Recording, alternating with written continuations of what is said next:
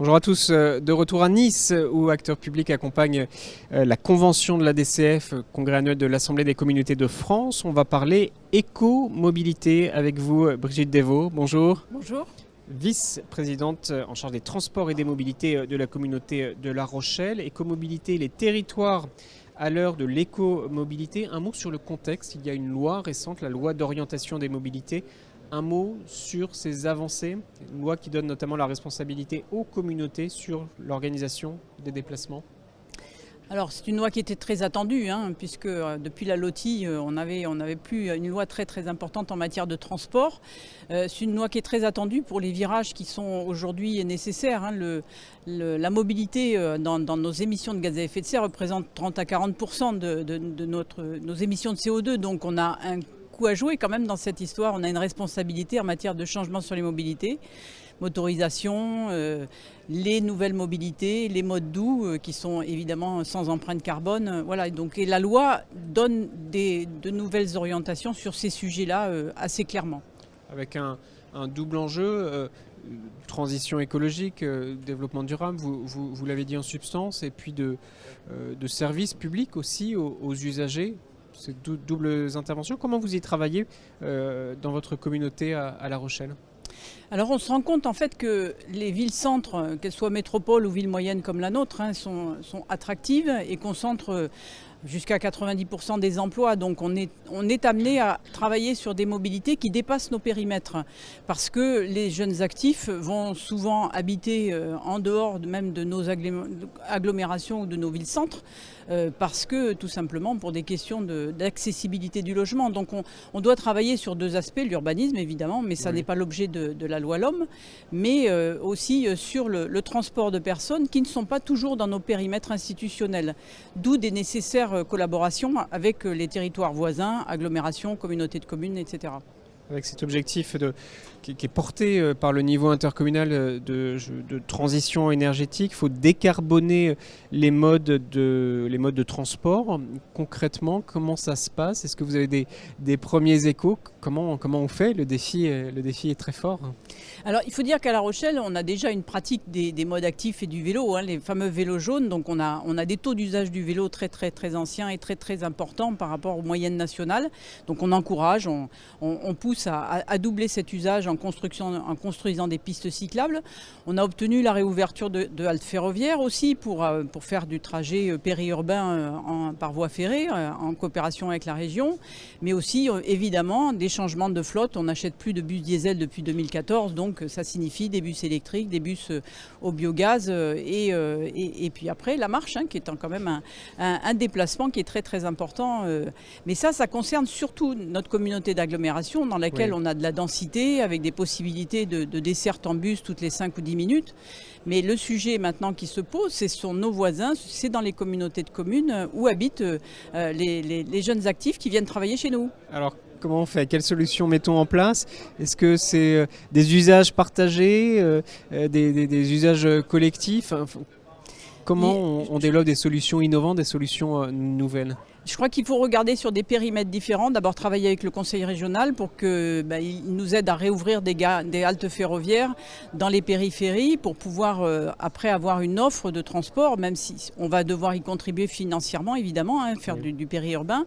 Et puis aussi peut-être il y a des chaînons manquants entre des frontières de nos communes ou de nos communautés de communes et au milieu il y a des communautés de communes, des communes qui n'ont pas aujourd'hui d'organisation de transport et peut-être allonger des lignes, faire des complémentarités, des rabattements vers des parkings relais et puis des pistes cyclables sécurisées pour rejoindre toutes ces dessertes un petit peu plus efficaces et un peu plus avec des fréquences plus régulières. C'est une réponse aussi aux fractures territoriales sur ces enjeux-là, aller chercher, faire travailler de concert la grande agglo et son territoire. On parle beaucoup de ces synergies tout au long de ce congrès. Comment on fait ? On concerte avec les élus, on concerte avec les citoyens sur leurs attentes, sur leurs besoins ?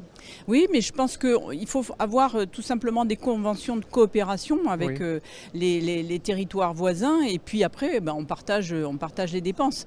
La question qui va se poser avec la loi LOM, c'est qu'elle ne donne pas de nouveaux financements pour ces communautés de communes qui pourraient souhaiteraient prendre la compétence transport.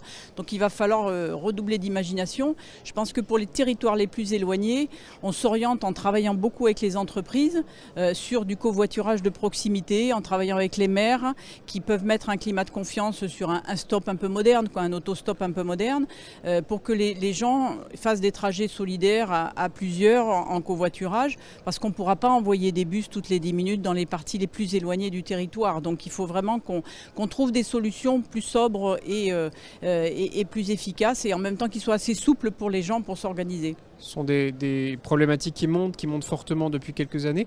On voit justement des bonnes pratiques, des solutions innovantes qui finalement apparaissent relativement simples à mettre en place, mais elles doivent être portées, elles doivent être accompagnées par un très gros travail de pédagogie. C'est ce que nous disent certains acteurs. Ça veut dire quoi? Ça veut dire que quand il y a des bonnes pratiques, il faut s'en inspirer, les mettre en lumière, les porter, les expliquer. Oui, mais je crois qu'en plus dans la société moderne où on est, il y a aussi des outils numériques, il y a des startups qui travaillent très très efficacement sur des solutions numériques souples, parce que il ne faut pas que les gens aient 40 procédures à faire pour covoiturer. Il faut garantir aussi le retour si quelqu'un se désistait.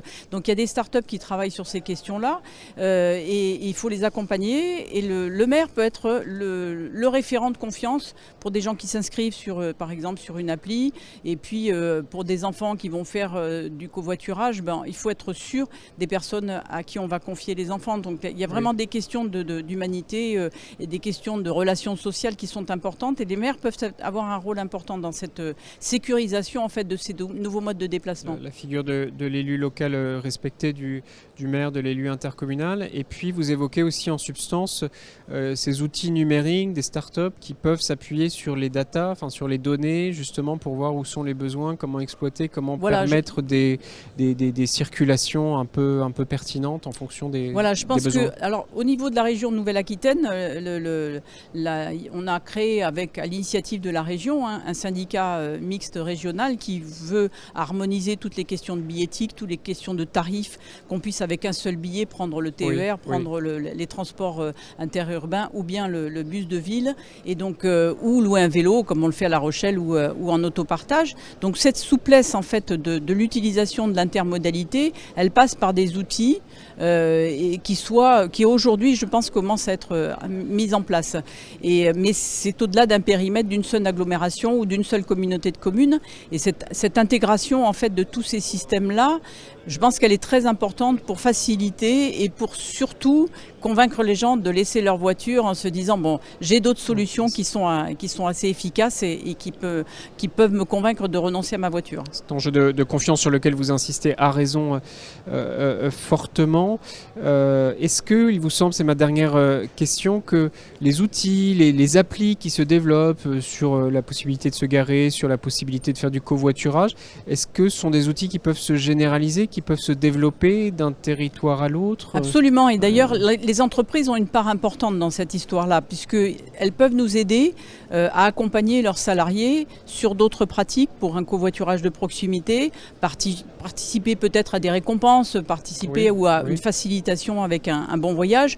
Donc je pense que tout ce système-là, il englobe plusieurs acteurs, et les outils numériques existent aujourd'hui. Il faut les faire connaître, il faut les généraliser, et puis il ne faut pas oublier que les gens qui habitent à l'extérieur viennent travailler dans nos agglomérations, donc on a des destins qui sont liés, il faut vraiment travailler ensemble.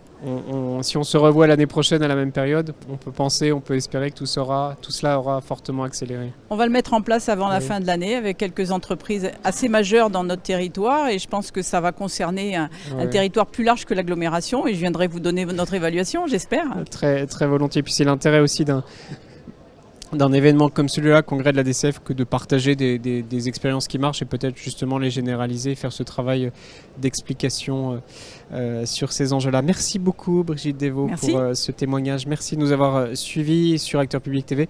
On est ici à Nice. À très vite.